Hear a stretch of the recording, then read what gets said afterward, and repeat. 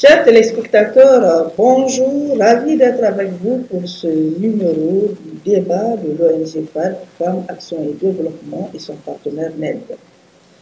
Pour ce numéro, nous parlerons de la protection des femmes au Niger et qui sera centré également sur le rôle et la place de la femme dans une transition réussie. Pour en discuter, je reçois sur ce plateau des invités. Je commence d'abord à ma droite par Madame Katimou Adamou. Elle est présidente de l'Union Ouéboré Ouafakantay de Walam. Madame, bonjour. Bonjour. J'ai également Mademoiselle Mamar Isaka Nafissa. Elle est jeune leader, déléguée principale de la mobilisation commission des affaires féminines à l'Université de Niamey. Mademoiselle, bonjour. Bonjour. Et enfin, je reviens de ce côté avec notre invité, Dr Harouna Ousmane Ibrahim, socio-anthropologue, expert spécialiste des questions de sécurité transnationale. Bonjour. Bonjour, madame. Avant d'en venir à vous, nous allons d'abord expliquer le rôle de la femme, donner un peu l'historique des droits des femmes au Niger. L'histoire des droits des femmes au Niger s'est construite progressivement depuis l'indépendance du pays en 1960. Au départ, les femmes nigériennes étaient largement marginalisées dans la vie publique, avec des droits limités en raison des normes patriarcales et des stéréotypes déjà profondément enracinés. Dans les années 1990, un tournant s'opère avec la montée des mouvements féministes et la ratification de plusieurs conventions internationales. Cette période voit également la création de nombreuses associations de femmes militant pour l'égalité des droits, la participation politique et l'amélioration de l'accès à l'éducation et à la santé. Mademoiselle Nafissa, on commence avec vous. Quelle analyse faites-vous de la participation des femmes dans les instances de prise de décision au Niger? Merci beaucoup pour la question, pour l'invitation. Pour répondre à la question de l'analyse sur la participation des femmes dans les instances de prise de décision au Niger, il faut savoir que le gouvernement nigérien a pas mal ratifié plusieurs conventions au plan international pour protéger la femme politique. Parmi ces conventions, il y a la Convention internationale sur l'élimination de toute discrimination à l'égard. Il y a également la Constitution qui garantit l'égalité des droits entre l'homme et la femme.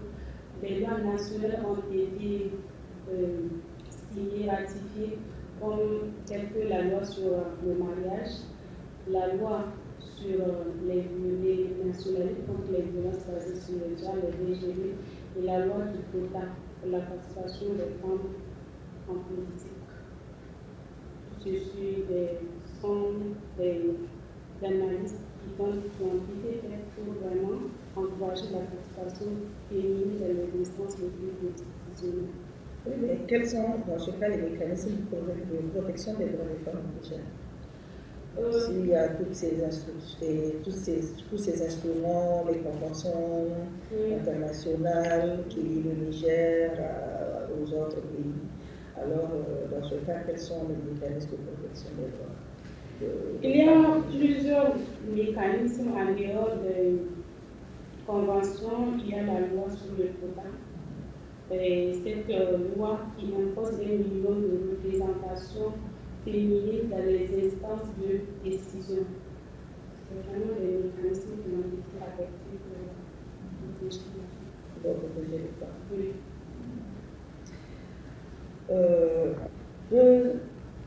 Docteur Ibrahim Harouna, quelle analyse faites-vous sur la contribution des femmes et surtout des jeunes femmes au développement économique et social du Niger? Bonjour madame, merci de m'inviter et de pouvoir me permettre de donner ma modeste contribution dans ce débat organisé par FAD et son partenaire. Et en matière de contribution des femmes et des jeunes de manière plus générale dans le développement du pays, c'est qu'il y a plusieurs aspects ou plusieurs volets à prendre en compte. Le premier, c'est sur le volet économique. Le volet économique, on a souvent tendance à ignorer une tranche de la communauté assez importante des femmes, qui sont notamment les femmes rurales. Et quand vous prenez les femmes aujourd'hui, leur majorité, elles sont à plus de 80% rurales. Et ces femmes exercent des activités économiques assez importantes qui ne sont pas malheureusement comptabilisées sur l'échiquier économique. Notamment quand vous regardez sur le plan agricole. Elles produisent beaucoup de choses en marge de ce que les hommes font. Vous allez voir en zone rurale, tout autour des champs, la femme fait la petite agriculture, de l'arachide, du nébé, du gombo, qu'elle revend, mais qu'elle investit dans la gestion du foyer, en aidant sa fille qui veut se marier à constituer le trousseau, en payant certaines fournitures scolaires aux enfants, en appuyant même le mari quand il a des difficultés d'assurer le quotidien. Malheureusement, cette ressource n'est pas comptabilisée lorsqu'on parle de l'économie dans nos pays. On ignore ce que ces femmes font. L'autre élément, il faut dire quand vous prenez dans le domaine de l'élevage, vous allez voir, ce sont les femmes qui vendent tous les produits dérivés de l'élevage, le lait, le fromage, le beurre. C'est elles qui en produisent et qui vont aller vendre. Ça aussi, c'est une contribution énorme dans l'économie locale. Et lorsque on parle de la base, quand l'économie est propulsée au niveau de la base, c'est que ça remonte jusqu'au niveau central du pays. Et je vais aller encore plus loin en quittant et en venant dans le domaine de l'entrepreneuriat. Je crois que l'histoire du Niger avec Asusu et deuxième Invest, pour ne citer que cela, il y en a plein, vous allez vous rendre compte que des femmes entreprennent. Et leur entreprise crée d'énormes emplois à hauteur de centaines d'emplois ou de milliers d'emplois directs et indirects quand on les cumule. Asusu, celui qui avait connu Asusu, c'est parfois dans toutes les régions du Niger, c'est des agents qui ont été recrutés qui travaillent en dehors du bureau central. Et c'est la même chose qui continue au niveau de deuxième Invest. Un deuxième, c'est Mata Damatassa. Et ça, c'est une femme nigérienne. Il y en a plein. Même prenez le cas de l'ONG Femmes.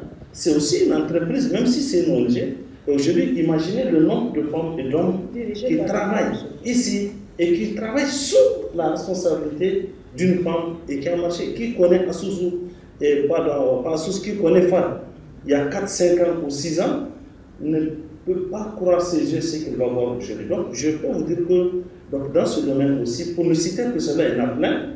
Et vous allez voir que dans le domaine entrepreneurial, les femmes ont beaucoup évolué. Oui, et docteur, sans vous couper la parole, puisque vous parlez de contribution de la femme dans le foyer pour subvenir aux besoins de la famille, mais dans ce cas, quelle serait la contribution des hommes à côté de ces femmes-là, surtout dans le cadre, bien sûr, des instances de prise de décision? Comment est-ce que les hommes peuvent accompagner les femmes à acquérir des postes de décision, des postes de responsabilité? Bon, vous savez, la femme, je crois que vous l'avez dit dans votre introduction, il y a certaines normes sociales qui bloquent l'émergence de la femme. Et le plus souvent dans nos sociétés traditionnelles, les femmes sont marginalisées. Elles ne sont pas assez mises au devant. C'est des normes et des valeurs qu'on a trouvées qui sont comme ça. Notre société fonctionne comme ça. On ne dira pas que on ne peut pas dire que c'est des normes qui n'ont pas de valeur. Nous avons tous grandi sur ça. Dans ça, nous allons trouver. Mais c'est ce qui serait intéressant aujourd'hui, c'est de promouvoir, n'est-ce pas, la femme en la mettant au devant. Parce que de tout temps, la femme a participé dans les prises de décision. Mais ça se fait en dessous. Quand le mari a des soucis, quand le mari prend des décisions, c'est souvent la nuit que la femme le conseille. Ah, telle chose-là, moi je pense que si on fait ceci, on fait cela, ça pouvait résoudre le problème. Parce que la femme dans le village ou dans l'espace communautaire, c'est une femme, c'est une personne qui entend tout, qui voit tout. Pendant que les hommes sont au champ, pendant que les hommes sont occupés par le travail, au puits, elle apprend quelle information, au grenier, elle entend telle information, là où elle pile le mille, elle entend telle information. Et du coup, avec ces informations, elle arrive à amener les hommes à prendre les bonnes décisions. Donc, ce qui est intéressant dans ce cas, c'est d'encourager ces femmes, de leur donner une place importante aux instances de prise de décision à tous les niveaux. Ça veut dire que ce soit de la chefferie locale jusqu'au niveau administratif et politique. Et je pense que si on les encourage dans ce sens, ça peut aller. Mais en réalité, elles ont toujours contribué dans les prises de décision, mais ce n'était pas de manière ouverte. Merci beaucoup, docteur. Assalamu alaikum.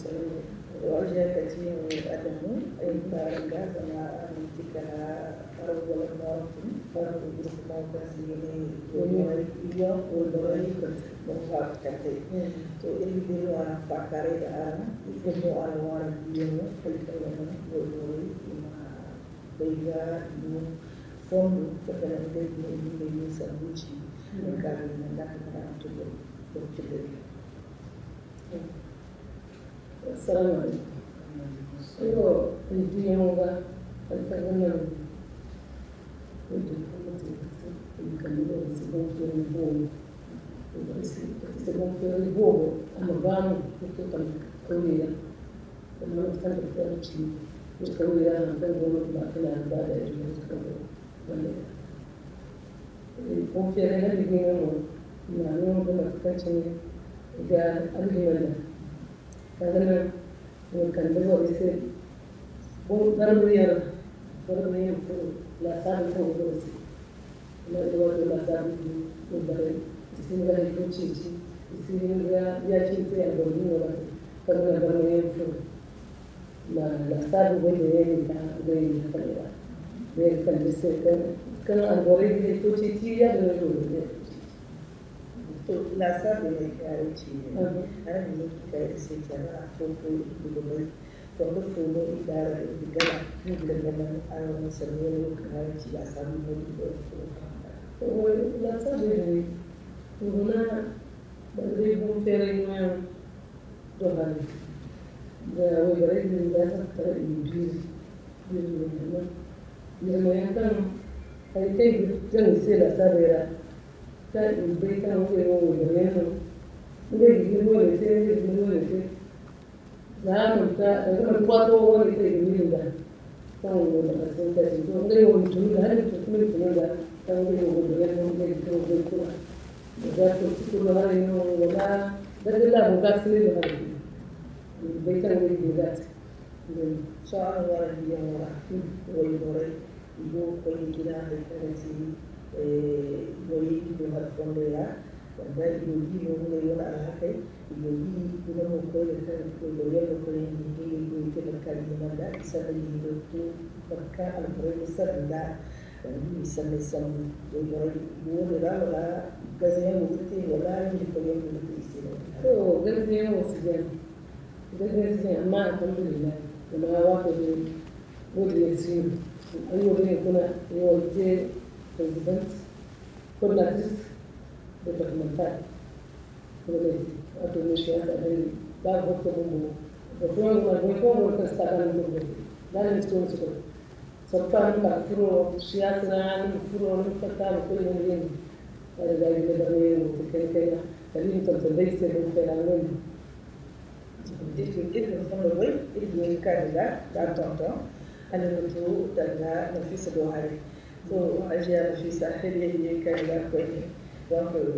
bonjour, je reviens encore Nafisa vers toi pour parler cette fois-ci de la participation en tant que telle de la femme dans les prises de décision.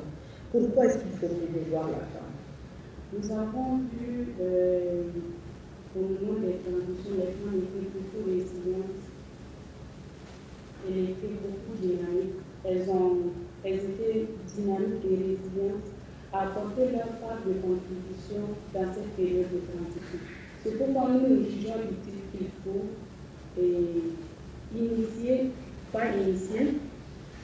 impliquer ces femmes à montrer de quoi elles sont capables. Parce qu'il faut savoir les choses. Chaque fois quand une femme arrive à se mettre et à se fixer des objectifs, jamais elle ne va descendre pour atteindre cet objectif.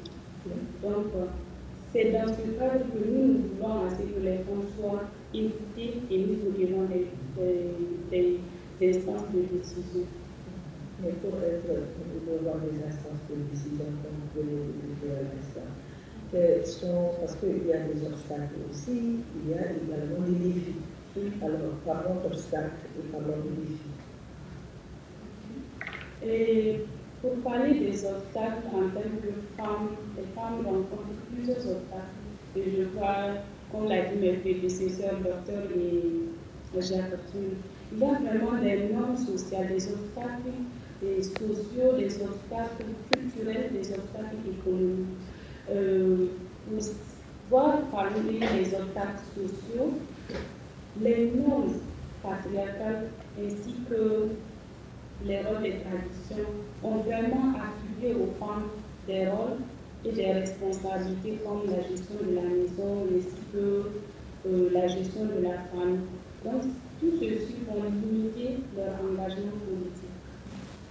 Culturellement, et la politique est souvent comme ministère réservé aux hommes. Donc, le fait même de voir une femme au devant s'impliquer est mal vu dans la société, dans la culture. Et la culture aussi persiste à ce que ces femmes-là puissent rester à la maison, à prendre soin de la maison, ainsi que de la famille. Est-ce que tu penses que la femme doit nécessairement rester dans cette logique que lui confère le statut? Bien sûr que non, c'est pourquoi je suis. Ça me plaît la réponse. Je retrouve un peu quand on regarde par exemple de 1960 aujourd'hui, nous sommes en 2024. Quelle est l'émergence de la femme? C'est une question assez pertinente. Quand nous prenons le contexte nigérien, je crois que Madame de Roland, je vais l'appeler comme ça, Madame Catherine, c'est ça? Je crois que Catherine m'a un peu parlé, déjà évoqué le sujet. Pendant longtemps, on a donné à la femme la place du foyer. Celle qui doit s'occuper du foyer, faire la cuisine, s'occuper des enfants, rester dans l'état de milieu. La parole de dehors, c'est pour les hommes. Avec le travail que les structures féminines, les partenaires et l'État même en premier, on est en train d'avoir une rupture, un déconstruit de ces stéréotypes. Et on a même commencé à donner une place plus importante à la femme. Et pourquoi? Faites un petit tour dans le système éducatif nigérien, notamment quand vous prenez l'école primaire, vous allez voir qu'il y a beaucoup de femmes, il y a plus peut-être même de femmes enseignantes que d'hommes enseignants. Donc, elles contribuent déjà à la formation des jeunes générations, des futurs leaders de ce pays. Quand vous partez dans le domaine de la santé, vous allez voir qu'il y aura encore plus de femmes dans le domaine de la santé. Et c'est une contribution énorme. Les femmes même qui vont dans les centres de santé, elles sont plus à l'aise d'échanger avec leur catégorie sociale que de parler à un homme. Puisque nos normes culturelles font qu'on a des trucs qu'on ne peut pas dire devant les hommes. Avec tout ça, toutes les lois qui ont été ratifiées sur le plan politique et sur le plan international, on a commencé à penser que toutes les femmes, avant, je ne sais pas quoi, si on retourne en arrière, on verra qu'il n'y a pas de femmes à l'Assemblée nationale. Aujourd'hui, on a atteint un niveau jusqu'à un moment, on a commencé à parler de quotas. Même si quelque part ce quota n'est pas encore fait, parce qu'on les voit toujours en train de le décrier sur les différentes radios et télévisions médias, un pas a été fait. Un changement a été fait. Et avec ce que font aujourd'hui les organisations féminines, dans le cadre de la sensibilisation pour une prise de conscience du rôle de la femme sur le plan politique et des avancées. Et je crois que ces travaux ont porté parce qu'aujourd'hui, nous avons eu pendant un bon moment beaucoup de communes qui sont gérées par les femmes. Et nous avons vu que ces communes-là des travaux impeccables ont été faits. Et aujourd'hui, même notre régime actuel, n'est-ce pas, je crois, a eu à nommer plusieurs femmes au poste de responsabilité. Donc, sur le plan politique, il y a une avancée. Certes, les femmes voudront bien que ça dépasse cela, mais c'est petit à petit qu'on grandit pour devenir un adulte un jour. Mais maintenant, comment conserver ça? Comment est-ce que les femmes doivent conserver ces acquis? Je l'ai dit tantôt, il faut qu'il y ait une prise de conscience. Et cette prise de conscience passe par ce que je reviens toujours avec Madame l'a dit, il faut une sensibilisation. Il faut qu'il y ait assez de sensibilisation, il faut qu'il y ait assez de formation. Parce que celles qui ont réussi, elles-mêmes doivent venir faire, parce que le plus souvent c'est quoi? On dit, on va prendre un homme pour aller sensibiliser un groupement de femmes sur l'importance des rôles de femmes. Non, elles ne se retrouvent pas. Mais si c'est les femmes leaders qui elles-mêmes viennent dire que, donner toute leur histoire de vie, pour montrer comment elles sont arrivées à ce stade, je vois que les femmes vont prendre plus conscience. Même en matière de sensibilisation, les femmes doivent prendre le devant pour sensibiliser leurs sœurs et les amener à une prise de conscience. Tant qu'il n'y a pas une prise de conscience, et ces sensibilisations ne vont pas s'arrêter seulement au niveau des hommes. Parce qu'une femme mariée n'est pas libre de ce mouvement. Il faut qu'elle le marie aussi, le même travail, c'est fait dans ce travail, qu'elle comprenne qu'il est sensibilisé.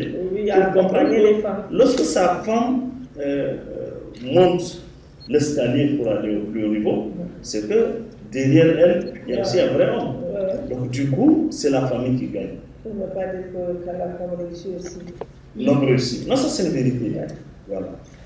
To ajakati ay karaka lalle karaka ne wara mantikala president union la we warai ko wafakate ara ni kirse ifo mo na ara la ara da fultara da cici mata waran da fultara da cici da ara musande da fultara da cici wanda da mata no da an da halka so ara da ran barka da yugo mata waran ba ni da والله الحمد لله كنت تراها كان لي بعض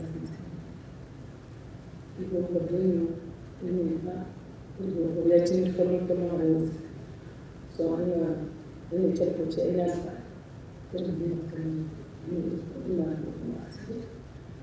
ما اللي شيء أنا سبي اللي تقول له البنت ما سبي له هالكلام كله بس كنت جدا zankai goma zai san goma na da arziki wani mu bai hankan na goma mu bai hankan da ke ya da mai din da su ne mu haɗu ne sai irin ci mu fere nan is ko wani ce aka yi fatana da da ne baran wani barkin hannu da ya ce mu ne da da ya kan yi ko na sai mu ba ce kalta da wannan alƙur'ani da classe de parlement da la liste de classe de la de dunia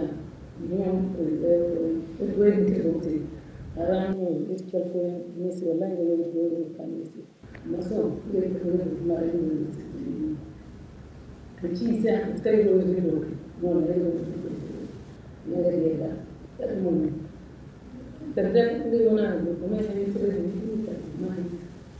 ini so wakana yugo balimba amando wakana walita yugo irukuna ilkondu balimba wato kana yugo bawole wuti nima busande yugo barbara wala inde kwarara zamar mure mongoro yingane foseno woyno nganti woyno karto gurpo wala wuti hamu ko parasa wallahi ya dino amma yugo busande sinida ina busande yugo baso كبايدة من هذا ما خليته من أين تجي كنا ترسل البرلمانتار البارتي بوليتيك وان إذا تجابتي هذا كان هو جميع إنه نكوي تجول نكوي تجول ما تبغى كتير بيسا كتير بيسا سلوا بتي كتير بيسا تو سون نيو نيجي نقول تبغى Bulgaria diplomati ala motivation to somo matano arandanga كنت تجيب وهم بجالة سام بوري كم ولد تقولي بوري كده ما بين مالك عشان تقول برا مكان ولد سندي متى نوار ولد يا سندي بورزايسي وصلنا لقدا بونفير كل سنة نبغى بونفير أو يكبري نقول يعني توم نقول بونفير نلتي وبس ما بونفير إني أراني مثل سينو كان نجم في الفريق يا مختبرات تكسر النوم جماعة أقول تكون أنا وراني يتكلم يا أصبر أدرى نكتب بونفير إني All'occasione, mi saluto a Salvesi, alle produttori del Cielo, che non mi dico che sarà darsi nel fumo, con il fondo fumo e vorrei, quindi c'è la cura, il mare per lì, lei che mi darsi a cadere, il mondo la cura, la decisione per la legge, a produttori per andare alla fine. أنا من الجيل ده ولا يهمني كل رياض وكم فوقا إن ترانزيشن وبناء وكل والبيت يجي دلارا ممكن نقول البيت دلارا بريد دلارا يزوم ويكي بومت يلو جاج يا يمكن هم إني كنتونسي بفرق دلارا يلو on fait le peu de nouveaux quand nous nous avons nous besoin nous nous là pour dans les vacances c'est quand on a un ça elle va être là pour le monde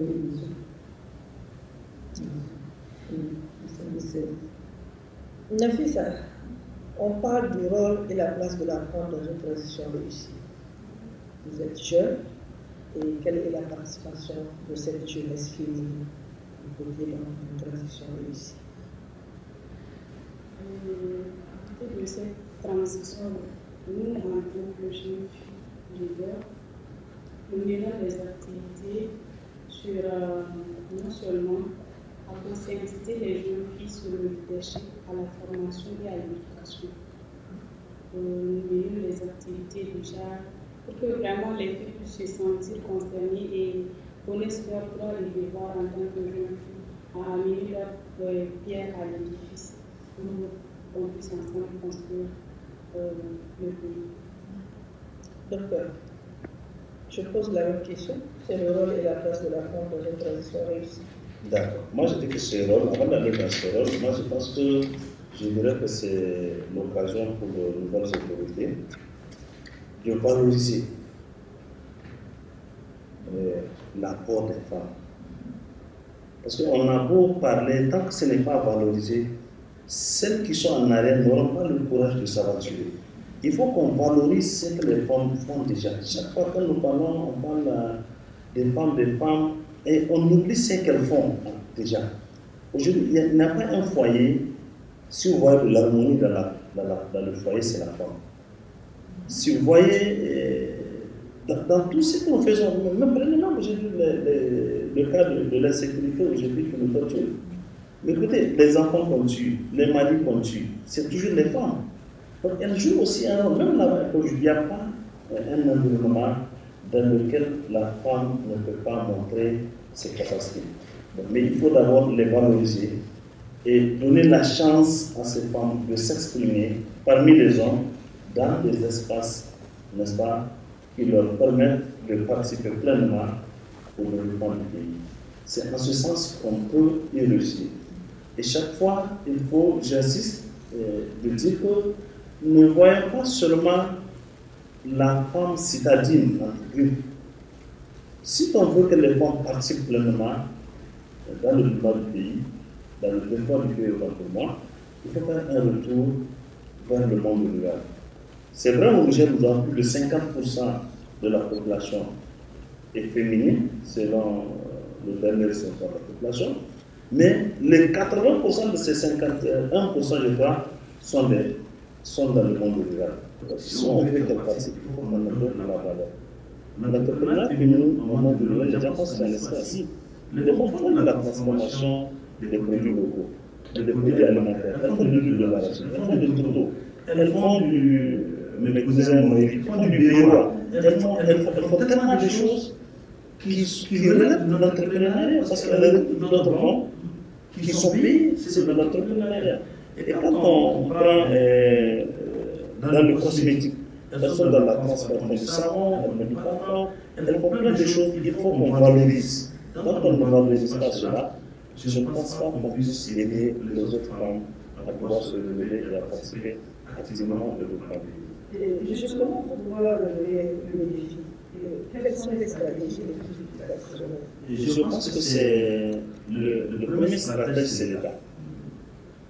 Je crois que l'État, dans sa politique de développement, doit prévoir une place importante à la femme. Donc l'État, qui est le parent fondamental de toute la communauté, lui-même ne prend pas en charge ce dommage extrêmement difficile. C'est à l'État de valoriser. Parce qu'il faut valoriser d'abord ce qu'il y a pour que le reste puisse venir. Et je pense qu'avec la question du quota, que nous avons toujours demandé, essayons, donnons le quota qui a été dit, et peut-être même aller pour augmenter au-delà. Et je pense qu'en essayant, on verra ce que ça va. Pourquoi ça va aller à la parité? Bon, je ne dirais pas parce que j'ai toujours petit à petit. Voilà, l'oiseau que son nid. C'est quelque chose à acheter. Ce que j'aimerais dire à ce qu'il a dit, c'est juste, j'avais la solidarité. C'est très important. J'avais la, parce que les femmes, il y a vraiment un manque de solidarité. Il y a entre femmes même. Aujourd'hui, si il y a 50% de femmes, si aujourd'hui c'est 50% de soutenir les quelques femmes que nous avons, nous pouvons vraiment aller vers. Mais au lieu de ça, nous voyons que c'est en réalité entre femmes même qu'on est là à se mettre les bâtons dans les roues. Donc il faut qu'on soit solidaire, qu'on se soutienne et qu'on se forme. Et j'appelle également le courage et l'audace des femmes. Parce que les femmes, on a cette manque d'estime de soi, de s'affirmer, et surtout de parler au-devant et de se mettre au-devant pour vraiment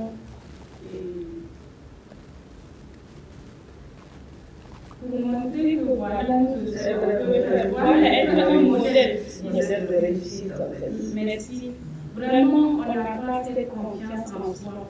Ces femmes, il y a beaucoup qui sont vraiment assises dans leur politique aujourd'hui. Quand elles arrivent à se mettre à s'appuyer, et vraiment, ça peut changer des choses positives aux yeux de beaucoup de jeunes.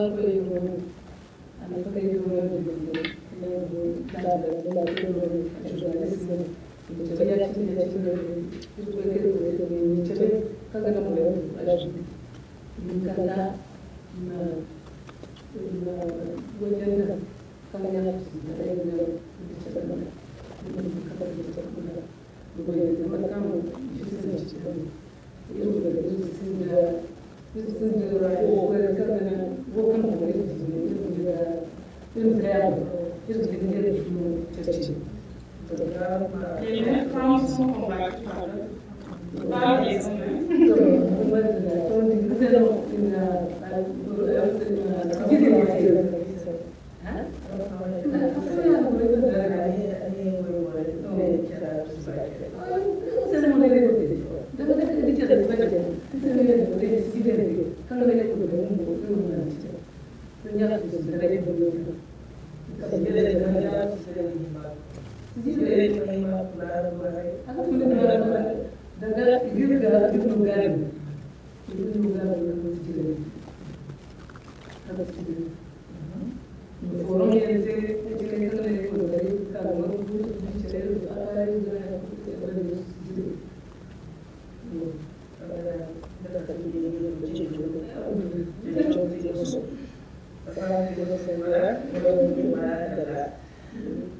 Voilà, donc, chers téléspectateurs, c'est la fin de ce débat de réalisé avec son partenaire net qui a porté sur la protection des femmes au Niger. Et pour ce numéro, le débat a été centré sur le rôle et la place de la femme dans une transition réussie.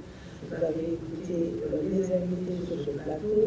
Ils ont tous relevé qu'il y a des défis et des objectifs afin que la femme puisse émerger dans l'espoir de la politique et surtout dans les postes de décision. La femme doit s'engager, elle doit s'aider, elle doit s'unir, elle doit en tout cas se battre pour s'affirmer. Et quand elle s'affirme, on va éventuellement continuer à vivre la France. Elle doit aussi se former, comme l'a dit Nafissa. Donc, il y a également des sensibilisations à faire autour de cette question, à renforcer les capacités des femmes, l'engagement des hommes, y compris également auprès de ces femmes, est très, très important. Il faut également relever qu'il faut conscientiser ce que les femmes ont obtenu de 1960 jusqu'à aujourd'hui. Il ne faut pas que les énergies se dispersent entre elles. Donc, je pense que si tout cela est mis en œuvre, on ne pourrait qu'espérer qu'il y ait d'éventuels changements et que les femmes soient toujours au devant de la scène politique et de toutes les décisions qui doivent faire parmi elles, en tout cas partout où le besoin de la sentir. On a confiance aux femmes nigériennes, elles sont dynamiques, elles ont besoin juste qu'on les pousse pour qu'elles puissent aller de l'avant. Voilà, et chers invités, nous avons en tout cas sur ce plateau, avec les invités avec lesquels nous avons discuté la thématique, Dr Haroun Ousmane Ibrahim, socio-anthropologue, expert spécialiste des questions de sécurité transnationale. Merci pour vraiment avoir accepté notre invitation sur ce plateau. J'ai également une jeune leader. Elle, c'est mademoiselle c'est Maman Nafissa. Nafissa, merci beaucoup. Je rappelle que tu es jeune leader, délégué principal de la mobilisation de la commission des affaires féminines au niveau de l'université à l'autonomie du Niamey. Et Madame Katimou, elle est la présidente de Katimou Adama, elle est présidente de l'Union européenne pour la Portail, à Touralam. Aja Katimou, comme vous savez, ça va l'utiliser,